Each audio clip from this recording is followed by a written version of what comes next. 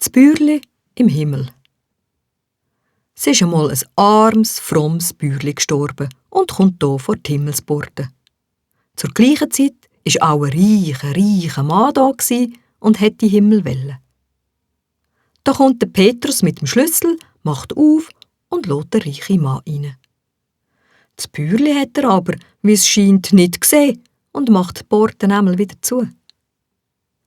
Da hat das Bäuerli von aussen gehört, wie der reiche Mann mit allen Freuden im Himmel aufgenommen worden ist und wie es drin musiziert und gesungen haben.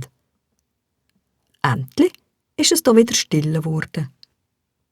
Der Petrus kommt wieder, macht das Himmelstor auf und lässt das Bäuerli auch rein. Das Bäuerli hat da gemeint, es werde jetzt auch musiziert und gesungen, wenn es komme. Aber da war alles still. Man hat es freilich mit aller Liebe aufgenommen und die Engel sind ihm entgegengekommen, aber gesungen hat niemand. Da fragt das Bäuerli den Petrus, warum man bei ihm nicht singe wie bei dem reichen Mann.